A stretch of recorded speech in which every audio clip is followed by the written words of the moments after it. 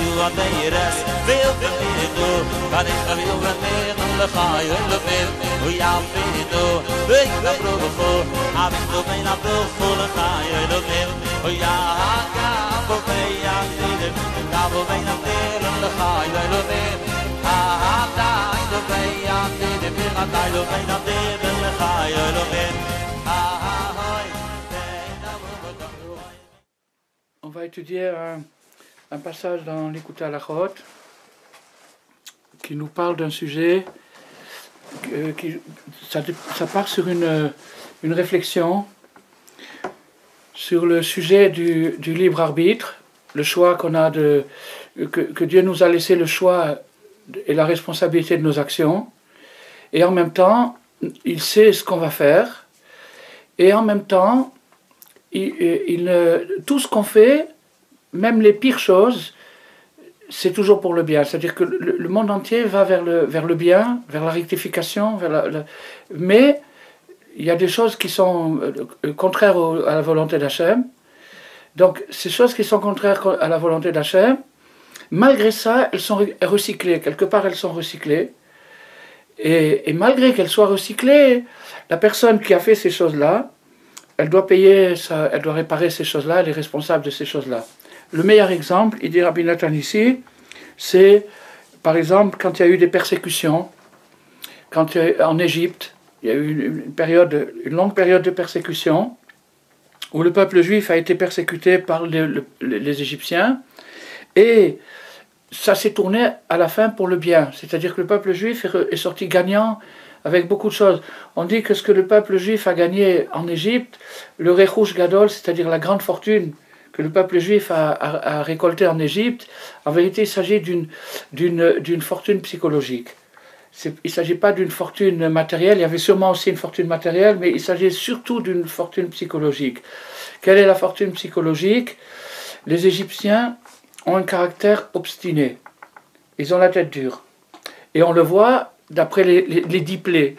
La première plaie aurait dû suffire. Tu vois déjà que le truc, c'est un avertissement, ça aurait dû suffire. Et ah non, encore une deuxième, encore une troisième, quatrième, jusqu'à 10 plaies catastrophiques, le pays est ruiné, et ils continuent encore à s'entêter, ils poursuivent encore. Jusqu'à ce qu'il... Alors, on dit que cette obstination, c'est ça le cadeau que les Juifs ont emporté avec eux. C'est-à-dire qu'à partir de ce moment-là, le peuple juif est devenu un peuple obstiné. Et cette obstination, c'est la qualité principale dans le judaïsme. Alors, donc on voit que finalement, ça s'est tourné pour le bien. Et dans toutes les autres persécutions qu'il y a eu par la suite, ça s'est encore tourné pour le bien. Et ça, c'est dans un niveau collectif, c'est-à-dire le niveau collectif du peuple juif, mais aussi dans le niveau individuel de chacun. Quand quelqu'un a des périodes dures, des périodes des hauts et des bas, à la fin, c'est toujours pour le bien. En attendant, ça n'exclut pas la responsabilité, c'est-à-dire le fait que s'il a fait des actes qui sont contre la volonté d'Hachem, il faudra réparer ça.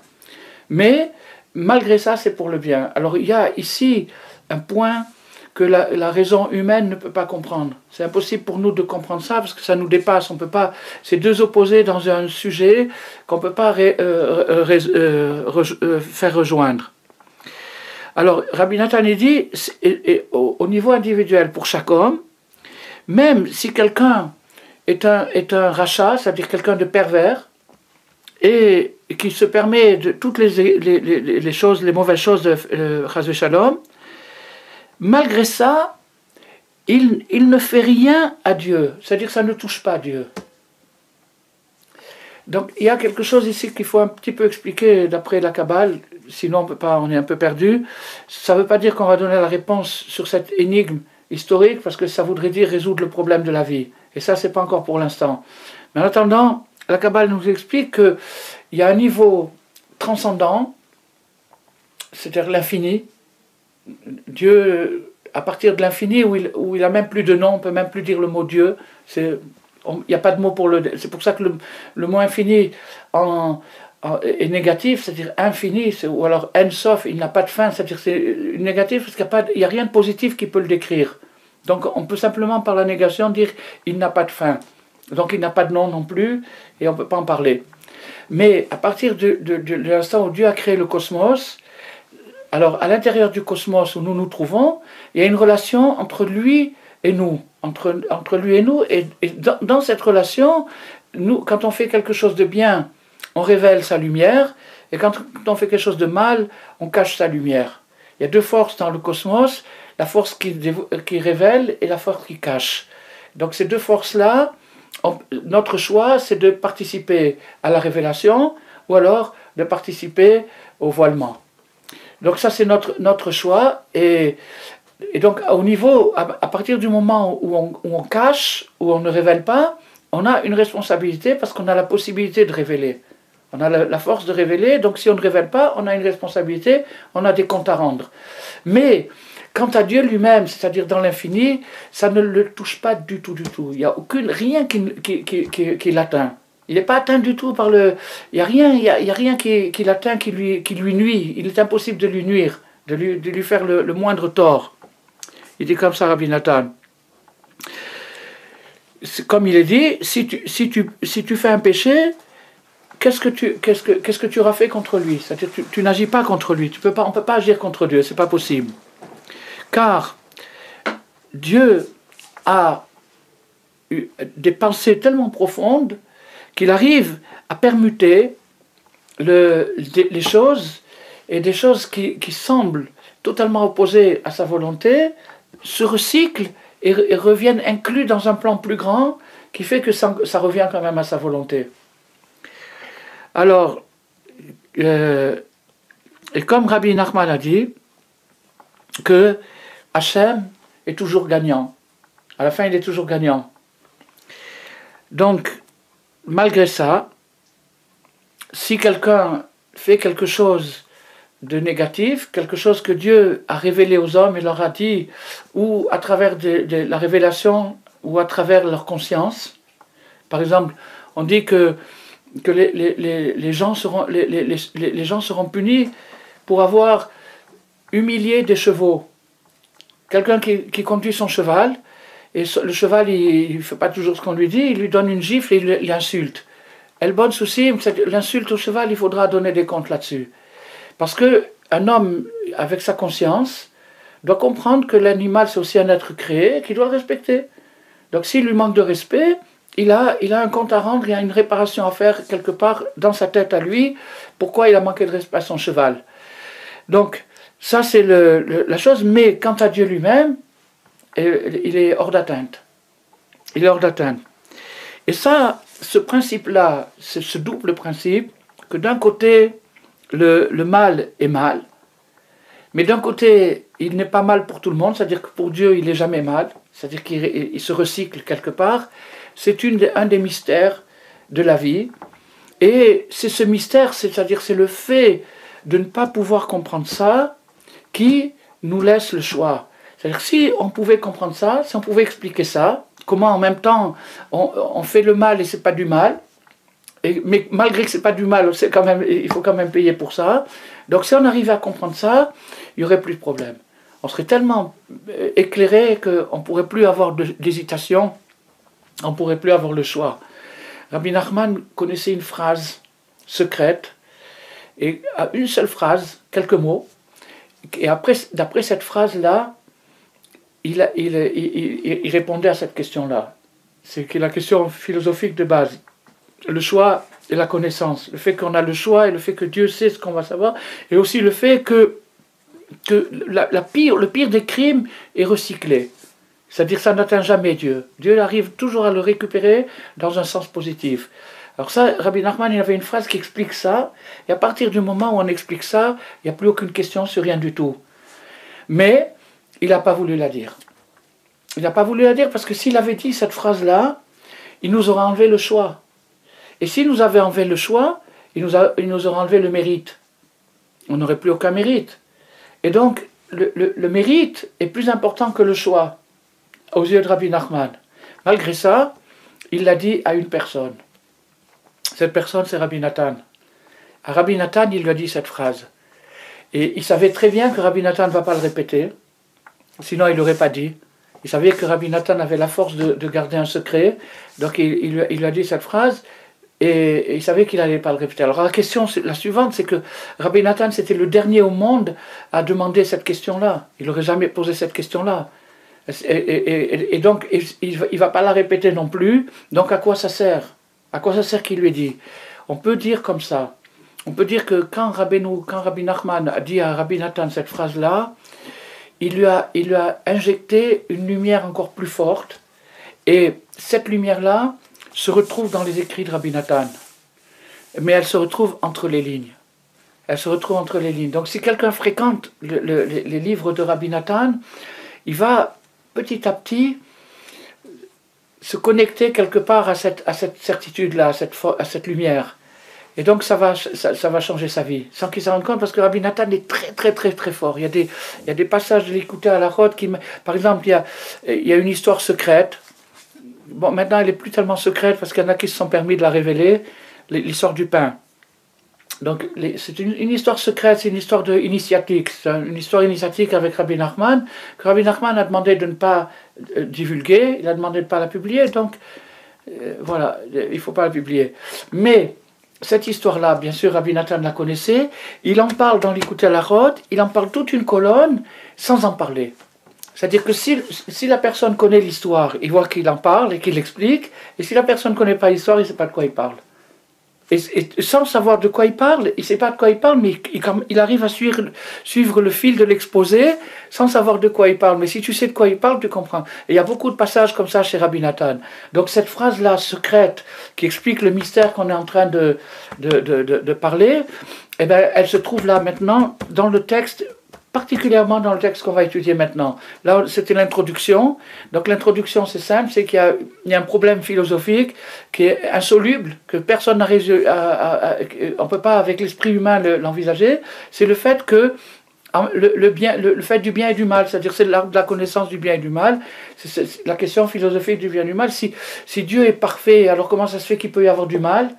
Et s'il y a du mal, bon, donc on rentre dans ce...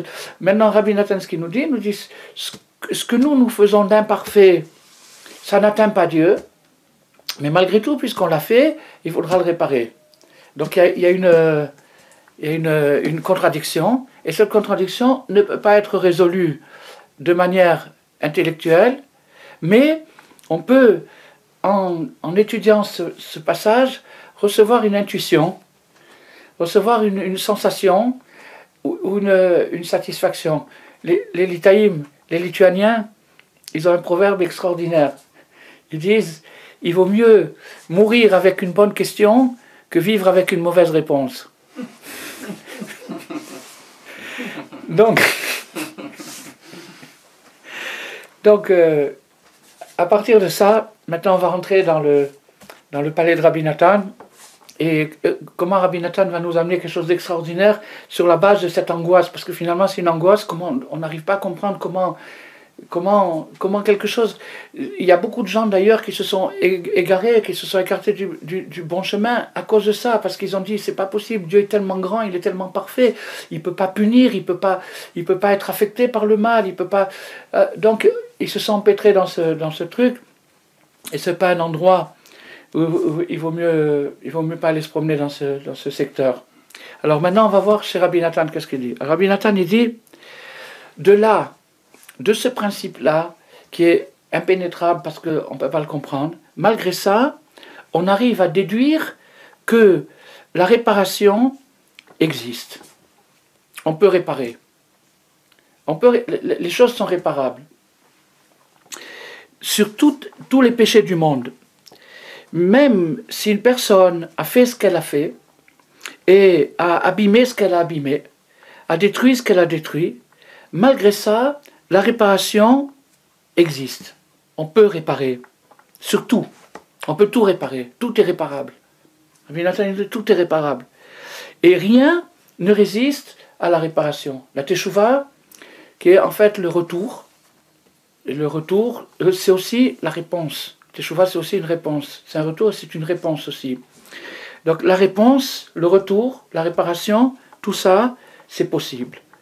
Et donc, ça aussi, il dit Rabbi Nathan, a priori, c'est quelque chose qu'on ne peut pas comprendre, puisque c'est-à-dire que la logique qu'il y a dans cette chose-là, on peut le comprendre quand ça nous touche à nous. Par exemple, si quelqu'un, il a par exemple un très beau vase, un vase chinois décoré à la main et tout, un très beau truc et tout, il vient quelqu'un, il le pousse, il le casse, il lui casse son vase.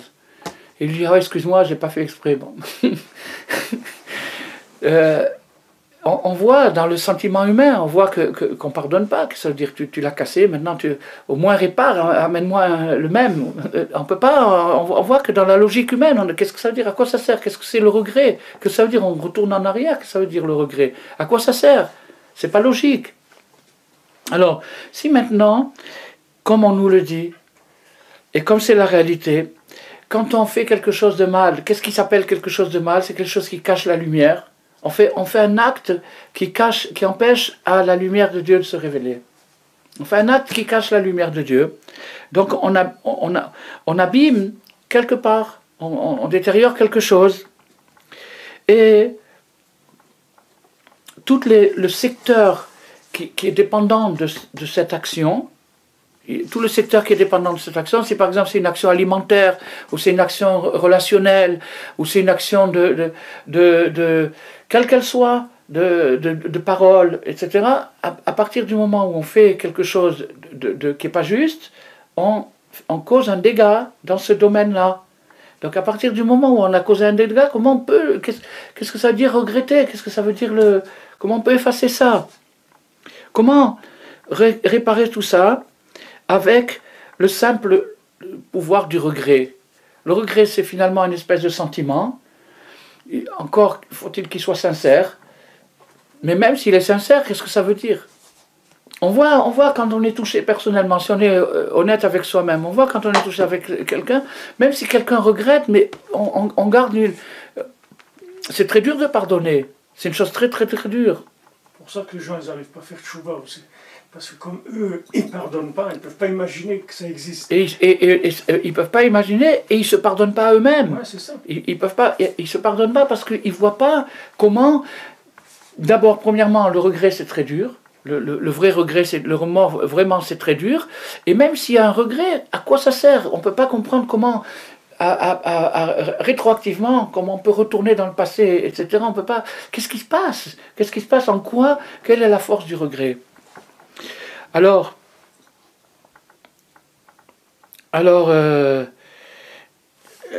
donc, quand la question a été posée, tout le monde a répondu, en effet, shachotat itamut, l'âme du pécheur sera détruite, il sera puni, il n'y a pas de pardon, d'après la logique. D'après la logique, il n'y a pas de pardon. Mais Dieu est miséricordieux, il a pitié, il a de la clémence. Et il a fait, avant de créer le monde, il a créé le principe de la réparation. Avant qu'il y ait la dégradation, il y a eu la réparation. La réparation était avant le monde. Car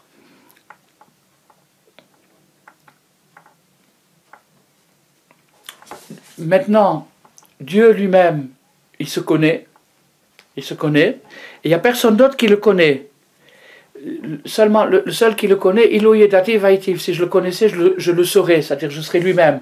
Donc le connaître, c'est seulement lui-même.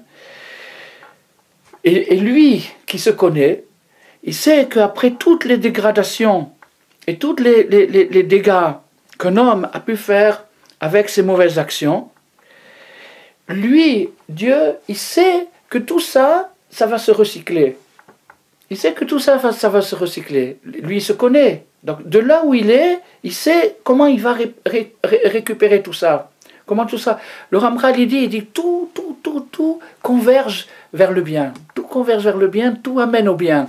Maintenant, à long terme, et des fois par des chemins qui ne sont pas agréables, mais tout va vers le bien.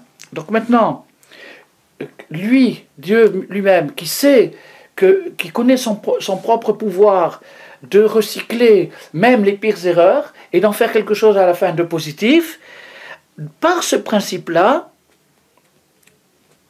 malgré le fait que la personne qui a commis cette action doive le réparer, ça c'est un autre degré, mais malgré ça, lorsque l'homme, donc maintenant, lorsque l'homme se présente comme repentant. Il est repenti, il se présente comme quelqu'un qui regrette. Il vient demander pardon. Il vient demander pardon.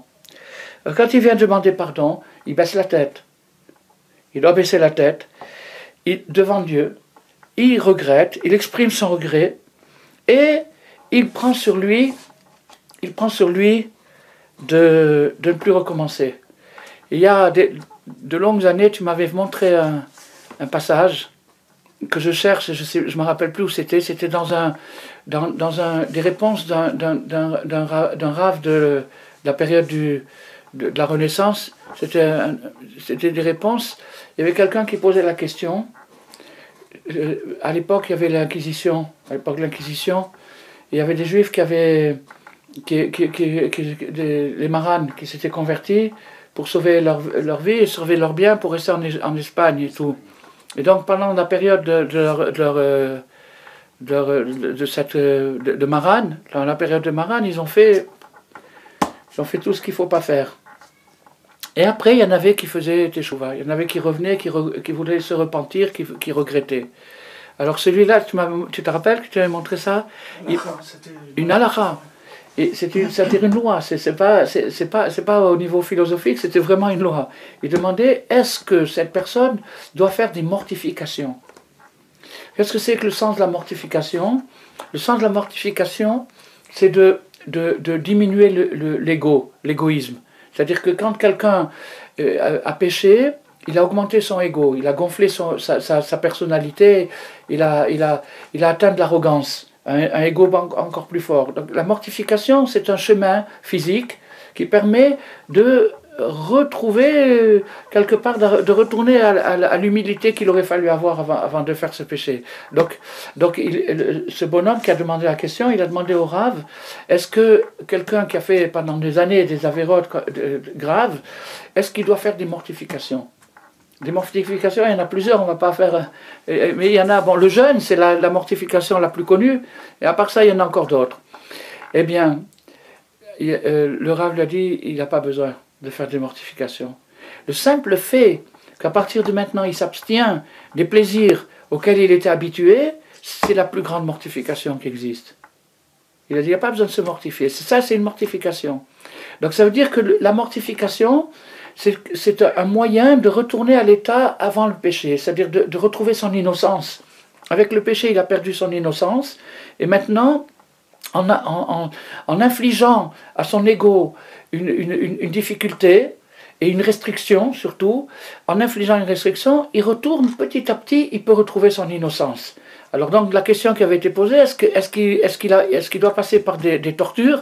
Il n'y a pas besoin de torture, la plus grande des tortures, c'est de se priver à partir de maintenant de tout ce qu'il aimait, auquel il... C'est extraordinaire. Tu te rappelles où c'était? C'est Maril, Shelot et Tshuvot Maril. Maril. Je vais le sais faire. Alors maintenant, et ici maintenant Rabbi Nathan il nous dit le secret. Comment ça se passe? Il dit à partir du moment où la personne qui s'est mal conduit pendant une période ou une autre ou une fois, chacun suivant, c'est à tous les domaines. À partir du moment où il se présente sincèrement au regret, à la réconciliation, il vient se réconcilier, il vient demander pardon. À partir de ce moment-là, Dieu attire sur lui une lumière de l'endroit où le péché n'a pas touché. L'endroit où le péché n'a pas touché, c'est-à-dire cet endroit-là, qui est transcendant, ça s'appelle en français transcendant, c'est-à-dire le niveau transcendant où le mal n'atteint pas. Il y a un niveau où le mal n'arrive pas. Le mal, il est relatif, il n'est pas absolu, il est relatif. Et donc, étant relatif, il est limité. Et il a une limite, et cette limite-là, c'est à un certain degré. Et au-delà de ce degré, le mal n'a plus aucune entrée, il n'existe plus. Donc maintenant, quand quelqu'un vient et de son propre chef, et il se dit, voilà, je viens de te demander pardon, je sais que c'est un peu lourd, mais qu'est-ce que je peux faire? Je viens te demander, je viens me réconcilier, je voudrais faire le shalom avec toi. À partir de ce moment-là, Dieu fait tomber sur lui une lumière de cet endroit-là qui n'a pas été touché. Un endroit qui n'a pas été touché, de cet endroit-là, il lui fait tomber sur sa tête une lumière, et le bonhomme, il rentre dans un état... C'est ça le sod. C'est ça le sod du... Et alors, naturellement, c'est pour ça qu'on dit que c'est pas logique, parce que la logique, elle décrit tout ce qui est à l'intérieur du halal, à l'intérieur de l'espace. Donc la logique, elle est elle aussi limitée, elle est pas du tout absolue, elle est totalement relative. Donc la logique ne peut pas appréhender une chose comme ça, puisque c'est pas logique. C'est comme... alors, au-delà de ça, il y a l'infini, et dans l'infini, le mal n'existe pas. Il n'atteint pas jusque là-bas. Et c'est le lien que Dieu fait en envoyant à cet homme-là un rayon de cet endroit-là, jusque là où il se trouve, là, ce bonhomme-là, à ce moment-là. Alors, au contraire, non seulement, maintenant, on va dire, il y a le négatif. Le négatif, c'est ce que le comportement de la personne. Après, il y a le neutre. C'est-à-dire que c'est ni négatif ni positif. Donc il y a le neutre. Et après, il y a le positif. Alors maintenant, le négatif, c'est par exemple quelqu'un qui a volé. Il a volé, il a détourné quelque chose qui appartient à un autre. Donc c'est négatif. Alors maintenant, s'il rend ce qu'il a volé, il rétablit les choses, il devient neutre. Mais s'il regrette, et qu'il fait teshuva, c'est-à-dire qu'il demande pardon, etc., alors maintenant... l'endroit où ce vol-là, à la fin, il va être recyclé. Et il va être recyclé, ça va devenir quelque chose de positif. Mais ce positif qu'il y a dans le mal, c'est-à-dire le bien qu'il y a dans le mal, c'est ça que Dieu envoie au type qui se regrette. Le bien qu'il y avait dans le mal. Le bien qu'il y avait dans le mal, c'est ça c'est pas juste qu'il redevient normal, qu'il devient un citoyen correct et normal. Pas du tout. C'est qu'il devient un Superman. Il reçoit un truc que personne ne peut faire, que l'être humain ne peut pas faire, c'est-à-dire le recyclage de quelque chose qui était négatif d'en faire quelque chose de positif. C'est ça ce qu'il reçoit. C'est pour ça que, alors il dit Rabbi Nathan, que c'est pour ça qu'un homme doit peser son comportement et de faire tout ce qu'il peut pour ne pas transgresser et de ne rien faire contre la Torah, contre ce que la Torah nous dit, car malgré le fait que quel que soit son comportement, Dieu finira toujours par gagner, c'est-à-dire ça deviendra toujours quelque chose de bien à la fin, malgré ça, lui, il devra réparer. Il y a une justice. Dieu a créé le monde avec une justice, donc il y a une justice, il devra réparer. Mais si Chas Shalom, il n'a pas réussi à surmonter sa tentation, il n'a pas été assez fort dans l'épreuve, alors, et que le mauvais penchant, l'imagination, l'a fait tomber dans son piège, et qu'il a trébuché, et qu'il a transgressé, ou bien à moitié involontairement, ou bien carrément volontairement, il a fait exprès, et bien malgré ça, malgré le fait qu'il a fait ce qu'il a fait, malgré ça, si il a fait tellement de choses mauvaises dans sa vie, et qu'il a fait, il a transgressé toute, Rabbi Nathan ici, ça a l'air d'être un peu exagéré, mais c'est pas exagéré. Même s'il a transgressé plusieurs fois la Torah, des milliers de fois, toute la Torah entière, les 613 mitzvot, tac, tac, tac, il les a fait pendant des milliers de fois. Il a transgressé le Messie. Malgré ça, le désespoir n'existe pas. Pourquoi le désespoir n'existe pas? On vient d'expliquer. Parce que tous les actes négatifs deviennent positifs. Il y a le rabbi de Tosh qui vient d'être niftar il y a quelques semaines, 2-3 semaines. 2 semaines. 2 semaines. Eh bien, ce rabbi de Tosh, il habitait au Canada, à Montréal. Et j'ai un membre de ma famille qui a transgressé la Torah plusieurs milliers de fois, d'une manière très très très grave. Et bon, je ne veux pas dire des détails et tout, mais il était un bon voyou. Et il y a quelqu'un qui a réussi à le tirer chez le rabbi de Tosh.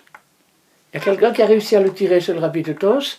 Donc il est venu chez le rabbi de Tosh. Le rabbi de Tosh l'a regardé, il a dit, mon petit, je prends tous tes péchés pour moi. Il a pris tous ses péchés, et l'autre il s'est mis à pleurer. Et aujourd'hui, c'est un type, c'est un mashpia de Chassidout, il est devenu un rave de Chassidout en Amérique, il est devenu une étoile. Il a dit, je te prends. Alors après, j'ai réfléchi, j'ai dit, le rabbi de Tosh, c'était un homme intelligent, c'est un sadique, c'est un homme intelligent. Il n'a pas fait une mauvaise affaire, parce que maintenant, il va les recycler. Donc, il va gagner le recyclage. Il va gagner le recyclage.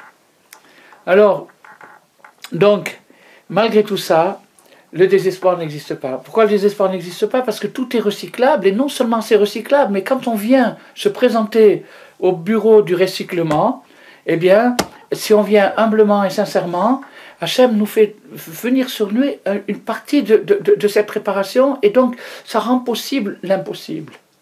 Ça rend possible l'impossible. Ça fait quelque chose que...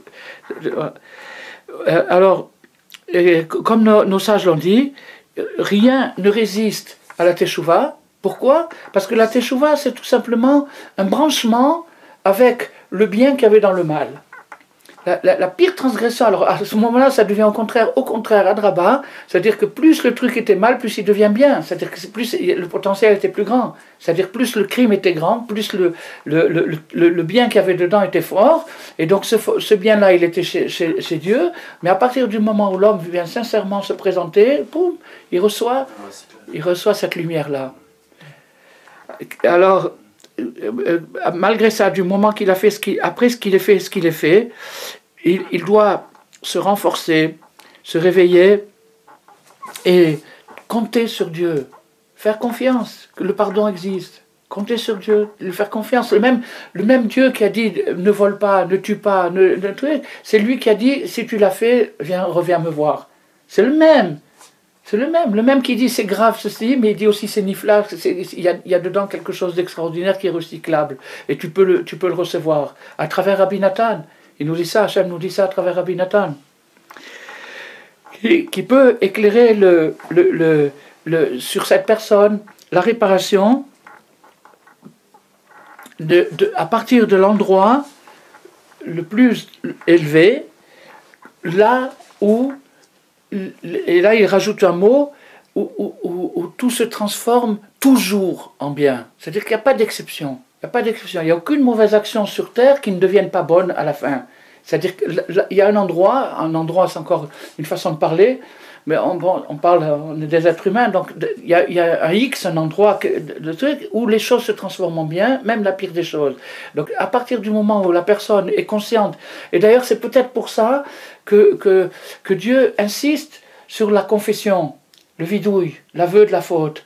Parce qu'en fait, l'aveu de la faute, c'est une connexion. Quand je reconnais avoir fait ceci ou cela, je crée une connexion consciente. Je réveille la conscience sur le fait que j'ai fait cette chose-là.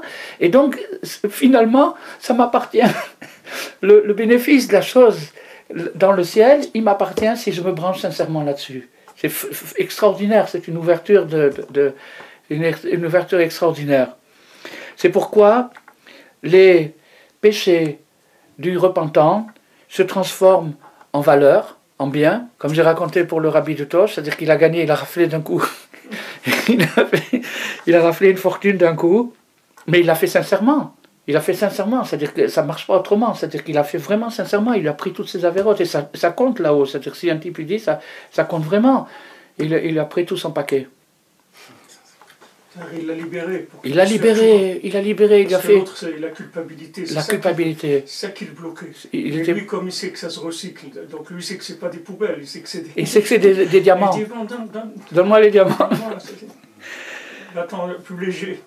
Alors, bien sûr, un homme n'a pas le droit de compter là-dessus, c'est-à-dire de s'appuyer là-dessus, de se dire, bon, alors je vais faire des péchés, comme ça j'aurai des diamants. Il n'a pas le droit de s'appuyer là-dessus, parce que on a un principe dans le Talmud que si quelqu'un dit avec sa bouche, encore une fois la bouche, la parole, s'il dit avec sa bouche, je ferai des péchés et après je les récupérerai, on l'aide pas à réparer.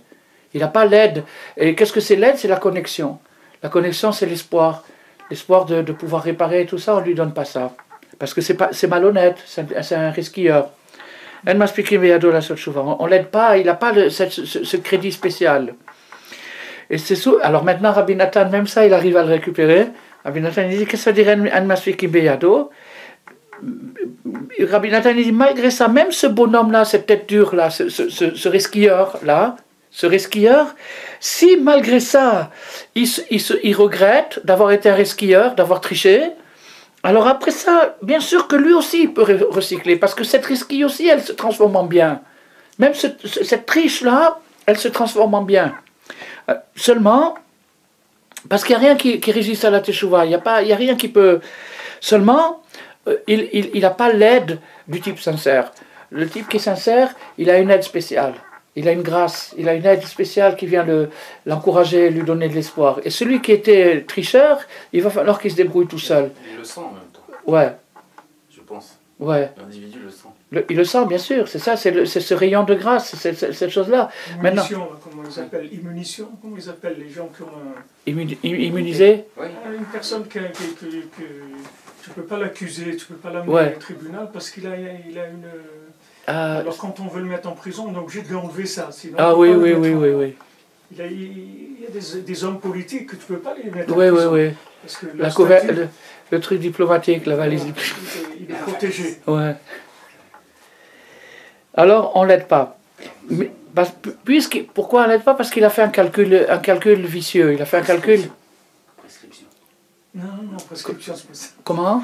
Non, prescription, c'est pas Il C'est fait comme quelque ça, le chose temps est et passé. oui, Comment? Non, il dit prescription. La C'est quand le temps prescription, est c'est pas passé. ça. Mais ça efface aussi On la sait quand c'est prescription. passé dans le temps.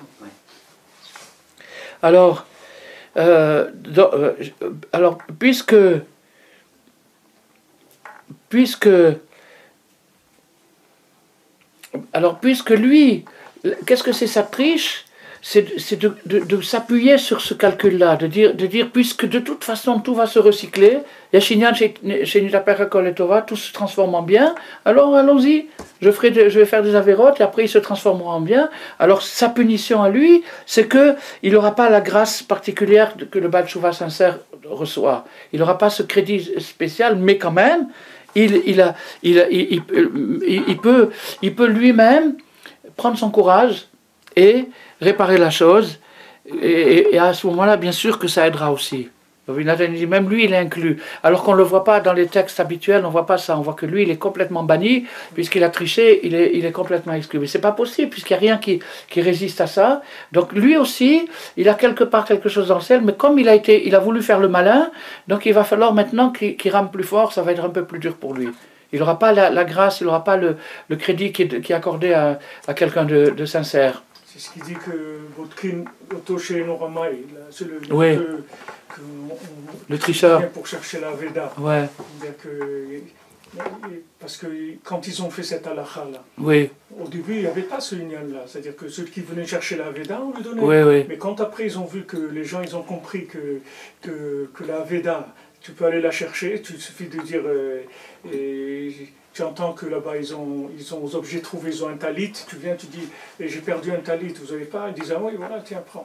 Après ils ont vu ça, ils ont dit, non, il faut être bodek, maintenant il faut être bodek les gens, c'est la même chose, c'est-à-dire, Ouais. c'est lui qui a compris comment ça marche.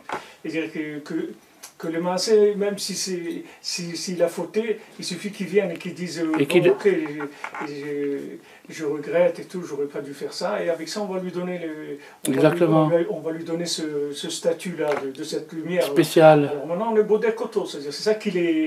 Bien sûr. On le regarde de plus près. Il est regardé de Il plus a un près. casier, c'est-à-dire on fait attention. Il peut pas faire. Il est surveillé. Alors, Rak s'est caché l'eau la chouve, seulement ça sera dur pour lui, puisqu'il n'aura pas d'aide, il n'aura pas autant d'aide, il dit Rabbi Nathan, c'est aide, mais ça le kolkar, pas tellement, moins qu'un autre, c'est-à-dire qu'il ne sera pas favorisé, parce qu'il a triché, il ne sera pas favorisé, mais il peut quand même, ça marche pour lui aussi, parce qu'on est tous un peu comme ça. On est tous un peu comme ça. C'est impossible de fréquenter ces textes sans prendre confiance dans le pardon. partir du moment où on prend confiance dans le pardon, on risque de perdre un peu la crainte, de se dire, ah bon, alors puisqu'il y a le pardon, on peut y aller. Eh ben non, alors là, c'est ça que c'est. Donc si Rabbi Nathan, il a développé ce morceau-là, c'est pas pour un monstre de trucs, on a chacun un petit côté calculateur où on risque de tomber dans ce truc-là. Alors Rabbi Nathan, il dit, ah, d'accord, tu peux faire ce calcul, mais sache que ça sera plus dur après. Il nous prévient, malgré ça, c'est récupérable, mais ça sera beaucoup plus dur. Mais celui qui n'a pas le choix, ouais. Alors il s'appuie sur ça. Ouais. Comme celui qui est venu au Tzion de Rabbeinu, et Rav Nachman, il a dit non au mikvé, il n'avait pas été au mikvé. Ouais. Alors il dit, moi, c'est Kacher Avati Avati. Il dit, si c'est ça, tu peux aller sans mikvé. Ouais. Parce qu'il était sincère. Il était sincère. C'est-à-dire que moi, je joue la dernière carte. Ne m'ajoute pas des trucs parce que non, je vais partir. Donc il lui a dit, si c'est comme ça, tu peux y aller. Tu peux y aller avec cette halakha, tu peux y aller. C'est la même chose. Ouais, c'est-à-dire le gars, il vient, il sait qu'il est comme ça. Alors qu'est-ce qu'il va faire? Il se présente quand même. Qu'est-ce que tu veux qu'il fasse? C'est ça ce qu'il dit, Rabbi Nathan. Il lui donne un espoir même à ce bonhomme-là. Il va jusqu'à lui donner un espoir, mais il le prévient. C'est un espoir honnête, c'est-à-dire que ce n'est pas de la démagogie. Il dit, tu sais, d'accord, tu as triché, mais sache que ça va être un peu plus dur, mais c'est quand même possible. Car en vérité, le principal de la réparation, c'est en se réveillant soi-même, c'est-à-dire en prenant l'initiative. La réparation, c'est l'initiative, de faire le premier pas. Le Zohar, il dit qu'il n'y a rien de plus beau que l'homme qui fait le premier pas vers son prochain pour se réconcilier. Un homme qui s'est fâché avec sa femme, ou il s'est fâché avec son voisin, ou avec ses enfants, et il fait le premier pas, ça coûte ce premier pas. Alors là aussi c'est la même chose, ce premier pas vers Hachem, ça s'appelle Itaruta Diltata, l'initiative d'en bas. Je comprends pas d'après ce qu'il a dit, parce que ça vient de cette lumière-là. Ouais. Parce que c'est un acte gratuit. Ouais. C'est-à-dire d'après la logique du monde. Ouais. Il n'y a pas à faire ce premier pas. Non, tu peux pas. C'est-à-dire, celui qui fait ça, ça veut dire qu'il a pris de la bague. Il a déjà reçu un petit. Il a reçu. Il avale son orgueil. Hein? Il avale son orgueil. Alors, malgré ça, puisque la réparation... Alors maintenant, il nous rajoute quelque chose d'autre, Rabbi Nathan. Il nous rajoute encore quelque chose, il dit que la réparation d'une faute n'est possible qu'avec ça. C'est le seul moyen de réparer. C'est-à-dire que c'est extraordinaire. C'est-à-dire que maintenant, Rabbi Nathan, il nous donne le secret du regret. En quoi le regret marche? Pourquoi ça marche le regret? Parce que le regret, c'est une connexion avec le degré qui répare. C'est pas que le regret répare en lui-même. Le regret connecte. Il connecte sentimentalement, émotionnellement. Par le regret, c'est le sentiment humain que je peux exprimer et qui me connecte avec le transcendant. Là où il n'y a pas de mots, il n'y a pas de nom, il n'y a pas d'émotion, c'est quelque chose Alors ça, cette connexion, c'est elle qui répare. C'est la connexion qui fait la... Après, une fois que l'homme est connecté, alors le transcendant coule en lui et répare sa faute. Ça répare sa faute. Malgré ça... Donc malgré ça, que la seule chose qui répare, c'est la connexion, c'est l'endroit où Dieu recycle les choses, l'endroit du recyclage, c'est ça qui répare. Malgré ça, nous, notre travail sur terre, c'est le repentir dans le sens le plus simple, c'est-à-dire pardon, le pardon, la prière, et la supplication, de demander pardon, comment on fait, comme si on veut par exemple, avec un être humain à qui on a fait de la peine, et on veut se réconcilier avec lui, on va trouver les mots, on va chercher les mots. Donc avec cette même attitude, on va l'avoir envers Hachem, c'est ça. Maintenant cette attitude, alors c'est pour ça que les gens ne comprennent pas. Parce que les gens ils ne comprennent pas, ils se disent, mais comment cette attitude en elle-même, comment elle peut effacer la faute? Si j'ai fait quelque chose de mal, comment je peux l'effacer? En quoi ce regret, en quoi cette prière elle va servir? Non, cette prière et ce regret, c'est ton initiative personnelle qui vont te brancher à ce niveau-là, et c'est ce niveau-là qui va tout effacer, qui va tout réparer. C'est la connexion avec ce niveau-là qui va réparer. C'est pas notre prière qu'on va dire, comme on fait par exemple Hachem, des slichot. Alors on peut se poser, si on regarde un peu de loin le tableau, on se dit mais à quoi ça sert? Pendant toute l'année on fait des bêtises, et après on dit pardon, et ça y est, c'est pas ça. C'est que le fait de faire cet effort-là, c'est un branchement, c'est une initiative personnelle qui nous branche avec le degré qui répare. Le degré qui répare, c'est Dieu lui-même. Seulement, c'est Dieu lui-même dans son aspect transcendant. Alors, maintenant, c'est pour ça que le Baal Teshuvah, la personne, le Baal Teshuvah, on peut traduire aussi par le maître de la réponse. Il a la réponse. Eh bien, il doit, au contraire, rajouter plus de sainteté, plus de pureté, et plus d'études, plus de tzedaka, plus de bonnes actions, parce que c'est le seul moyen qu'il a d'exprimer. C'est pas qu'il achète le bon Dieu, c'est pas qu'il amène maintenant un pot de vin et il va effacer son dossier. C'est pas ça. C'est que maintenant, c'est le moyen d'exprimer, il n'y en a pas d'autre. C'est le moyen d'exprimer son désir de se réconcilier. À partir du moment où j'exprime mon désir de me réconcilier, je me connecte avec le degré où Dieu efface tout, et non seulement il efface, mais il permute, il transforme, il recycle. Comportement aussi. Alors, donc maintenant, ça s'appelle renforcer son initiative. Renforcer son initiative, c'est-à-dire la part que je peux produire dans cette histoire-là. Ma participation, c'est que je peux faire, voilà, je peux lire la page 59 dans le livre, et je vais la lire, ce truc, je ne comprends pas tellement tout ce qu'il dit et tout, mais c'est ça ma participation, je peux pas faire, j'ai rien d'autre à faire, je fais ça. Alors quand il le fait, il se connecte, et c'est cette connexion qui va réparer. Alors, de façon à attirer sur lui la lumière d'en haut, de l'endroit le plus haut et le plus élevé, où là-bas tout se répare. C'est ça. Donc en fait, tous ces gens qui viennent ici à Ouman pour Rosh Hashanah, ils viennent pour se reconnecter. Ils regrettent, ils expriment de cette façon-là. Ça veut pas dire que maintenant il y a des gens qui disent mais à quoi ça sert? Maintenant le type pendant toute l'année où il a volé, où il a fait de la shonara, où il a fait ceci, où il a fait cela, chacun suivant son paquet. Il arrive maintenant, et parce que tu vas dire telle page et telle page, c'est ça va effacer tout ce que tu as fait toute l'année. Non, c'est-à-dire que maintenant j'aurais bien voulu me comporter autrement. Malheureusement, je n'ai pas eu la force de me dominer, et j'ai glissé plusieurs fois. Maintenant que j'ai glissé plusieurs fois, qu'est-ce que je peux faire? Je ne peux pas réparer le passé, il n'y a pas de logique qui peut me ramener dans le passé, mais qu'est-ce que je peux faire? Je peux faire ce qu'on m'a indiqué comme reconnexion. C'est-à-dire, je vais me connecter avec quoi? Avec le degré le plus haut. Avec le degré le plus haut, là où Hachem lui-même n'est pas atteint, et au contraire, là où il recycle tout et le transforme en bien.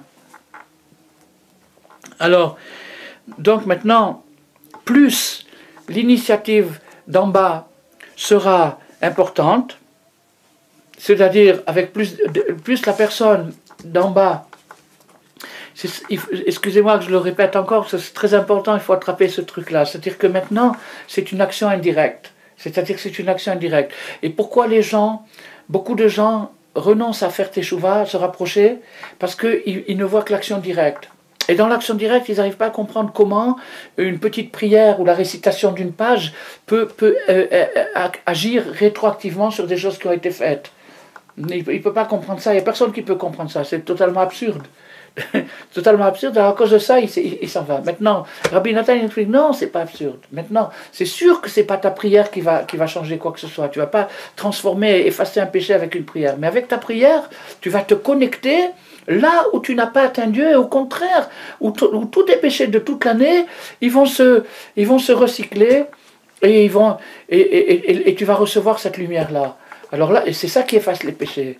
Alors maintenant, il dit Rabbi Nathan, si tu as compris ça, tu vas t'engager dans une piété plus grande. C'est-à-dire que tu comprends que c'est ton intérêt. Tu comprends que c'est toi qui es gagnant.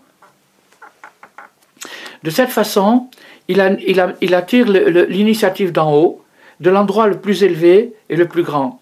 Et c'est pourquoi le Baal de Teshuvah, le repentant, doit se sanctifier par une initiative d'en bas, supplémentaire, de façon à attirer la lumière du plus haut possible, en sachant que ce n'est pas son action qui va agir, mais son action va faire une connexion, et cette connexion permettra à la lumière d'en haut d'agir et de tout réparer. C'est comme ça le principe de la réparation. Maintenant, on va terminer. C'est extraordinaire ce passage-là. Et on va terminer avec son application dans le rituel de Rosh Hashanah. L'application de ce principe, il est valable toute l'année, il est valable pour tout le monde, pour n'importe quoi, toute l'année. Mais à Rosh Hashanah, il y a un angle spécial dans le rituel de Rosh Hashanah qui manifeste clairement cette chose-là qu'on a étudiée maintenant. Alors Rabbi Nathan, il dit, c'est ça qui est écrit, ce jour-là, il sera sonné de la grande corne, du shofar gadol, la grande corne, le grand shofar, et tous les égarés de Hachour, et les perdus d'Égypte, c'est-à-dire tous les paumés de la terre. Et alors Rabbi Nathan explique que ces paumés-là, c'est les 10 tribus. Il y a 10 tribus qui ont été égarées. Il y a 10 tribus qui ont été égarées. Alors, ces 10 tribus-là, c'est les égarés qui se sont complètement, pas seulement assimilés, qui sont devenus eux-mêmes des nations. Ils sont intégrés complètement dans les nations. Ça s'appelle les perdus, c'est 10 tribus. C'est-à-dire qu'on est, je sais pas, excusez-moi, je ne suis pas fort en fraction, mais on est peut-être 20% du peuple juif. Les juifs connus comme juifs, c'est à peu près 20% des âmes d'Israël qui ont été disséminées sur la planète, dans des endroits divers.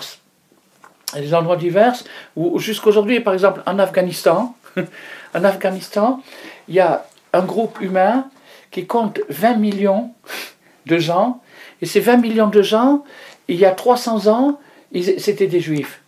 C'était pas des juifs comme nous, mais c'était qui avaient des simanim d'Israël depuis Sancheriv.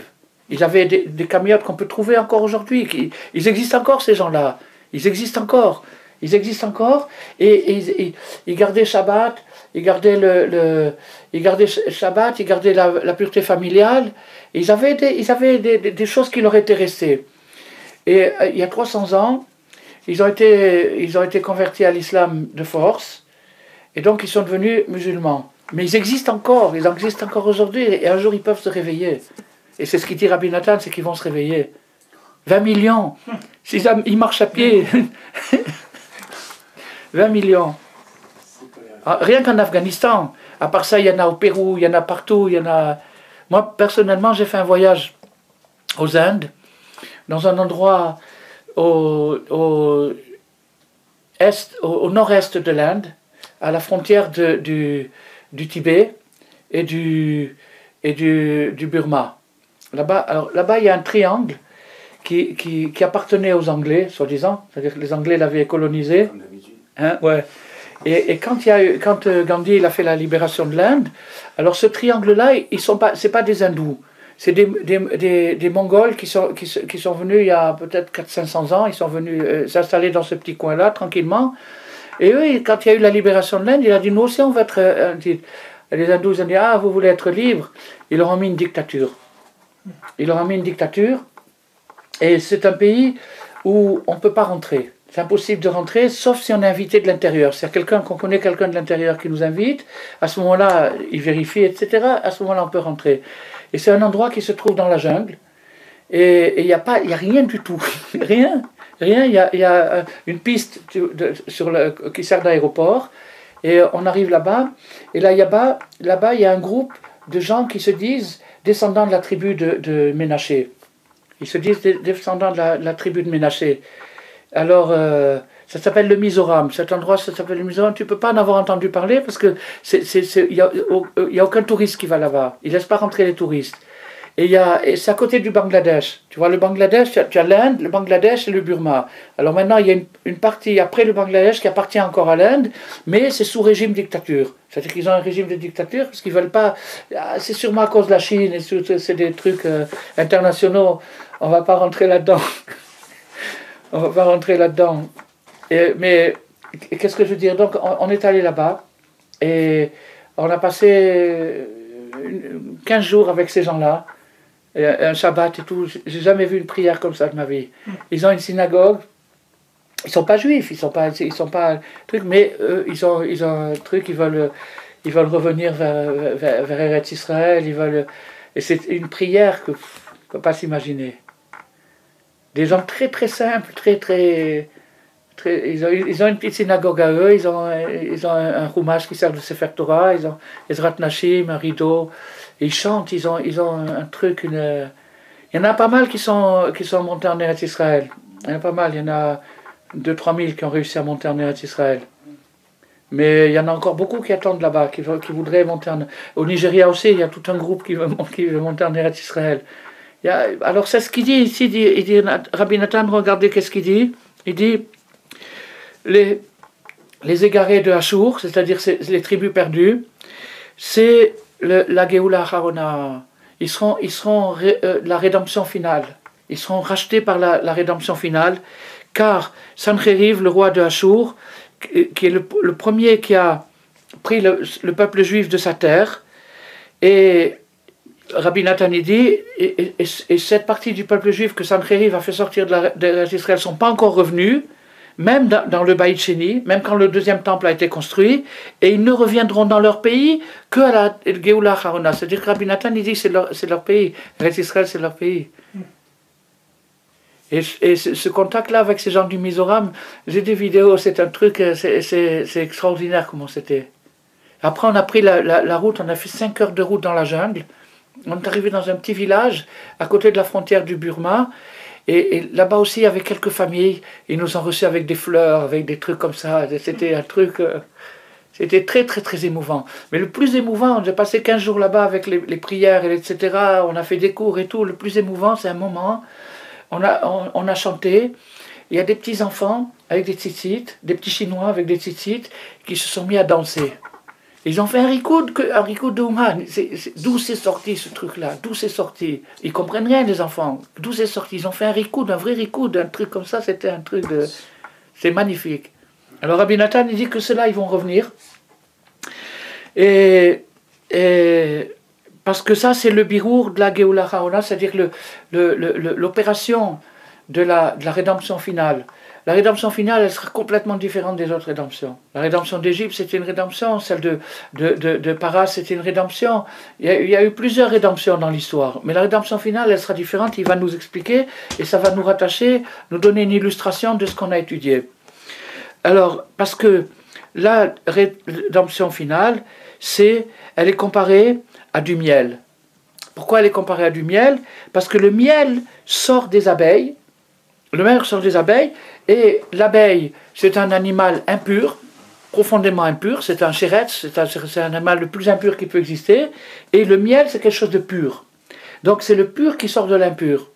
Le miel, c'est le symbole du pur qui sort de l'impur, parce qu'à ce moment-là, ça sera la fin de la rectification, et Dieu enlèvera le souffle d'impureté du monde, c'est-à-dire il enlèvera l'impureté du monde, et à ce moment-là, même l'impureté deviendra pure, c'est-à-dire que tout se transformera en bien dans ce monde, sur cette terre.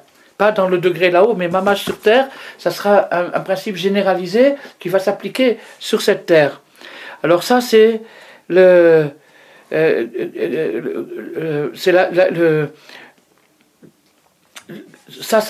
cette chose-là, cette opération, ne se fera que avec la venue de Mashiach, qui est le principe de l'abeille. C'est-à-dire le principe de l'abeille, c'est-à-dire le principe de faire sortir du miel à partir d'un être impur qui transforme l'impureté en pureté. Et ce birour, c'est-à-dire cette opération-là, ça sera seulement à l'arrivée de Mashiach. Mais, alors, donc ça sera l'arrivée de Mashiach, mais en attendant, la Torah nous l'indique par allusion, et donc toutes ces allusions, c'est des préparations. Les allusions, c'est des préparations, c'est des signes qui nous indiquent. Le Gaon de Vilna a dit que toutes les révolutions qui vont se produire quand il y aura la rédemption finale, il va se passer des changements extraordinaires, le monde va changer, ça va être un monde juste, un monde extraordinaire. Tous ces changements-là doivent être annoncés d'avance. Donc ils se présentent dans notre époque des choses, par exemple on voit l'Internet. L'Internet c'est la connexion de tous les êtres humains. Donc il va y avoir une ardout, mais elle sera vraie. Pour l'instant c'est simplement une image. Et ces images-là peuvent s'envelopper dans des choses négatives. Mais c'est ce qui va se produire.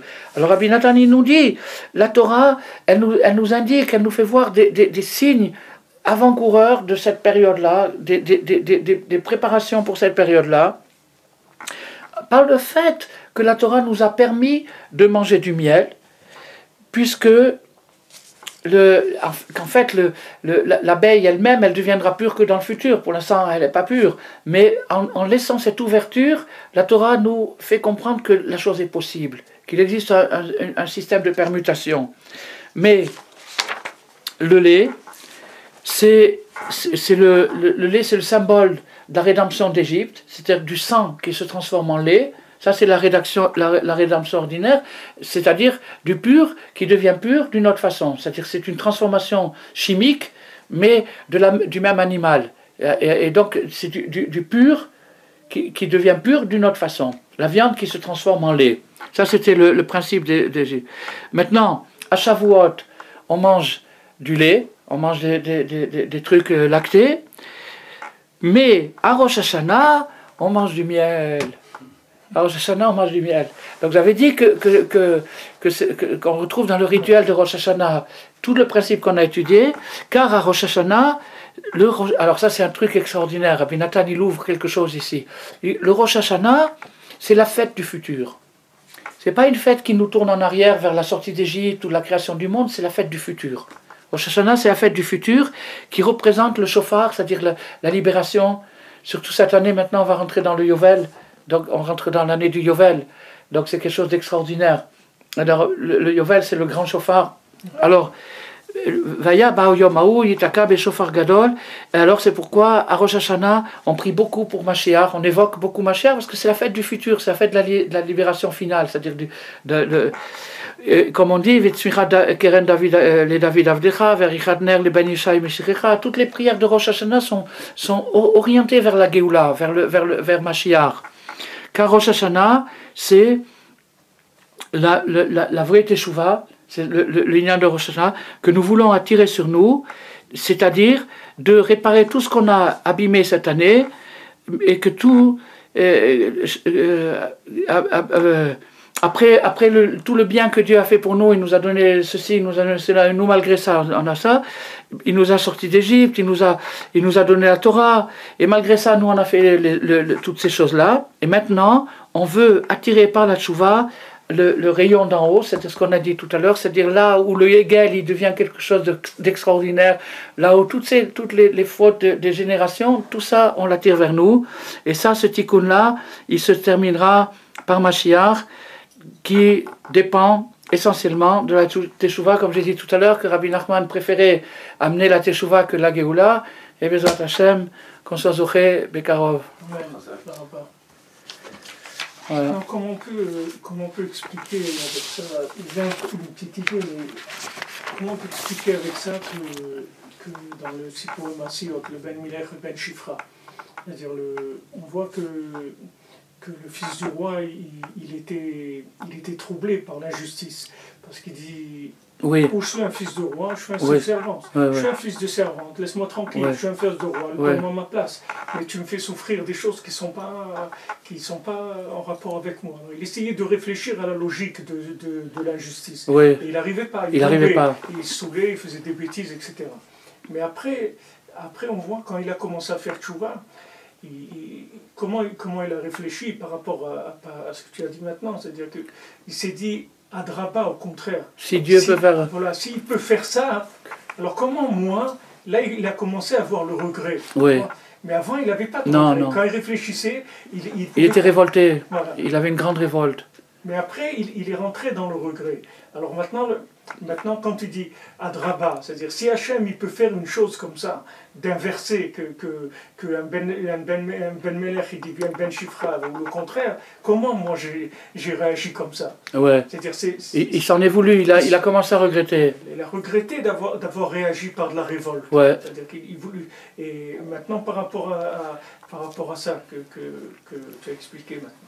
Alors maintenant lui ce qu'il a tiré maintenant, il a tiré le bien qu'il y avait dans la révolte. Parce que dans la révolte, il y a du bien. Une teshuva, c'est une révolte. Un bonhomme qui transforme sa façon de vivre. il se révolte contre un système auquel il a appartenu. Il est obligé de se révolter. Abraham Avinu, il s'est révolté. Il y a une révolte, et donc dans la révolte, il y a quelque chose de positif. Maintenant, quand la révolte, elle est tournée contre Dieu, elle n'est certainement pas positive. Mais quand elle est tournée contre son propre comportement, elle devient positive. Donc ça veut dire que l'étincelle de regret qu'il y avait même dans sa révolte, ça lui a permis de se connecter et de recevoir le tov qu'il y a dans la révolte pour se révolter contre son comportement, contre lui-même. Ce Hadraba, c'est une révolte contre lui-même. Il a dit, alors non, alors si c'est comme ça, et Bezrat Hashem, si à la possibilité, puis si Shabbat on parlera je voudrais parler de Banim Shenit Ralfou. Bezrat Hashem.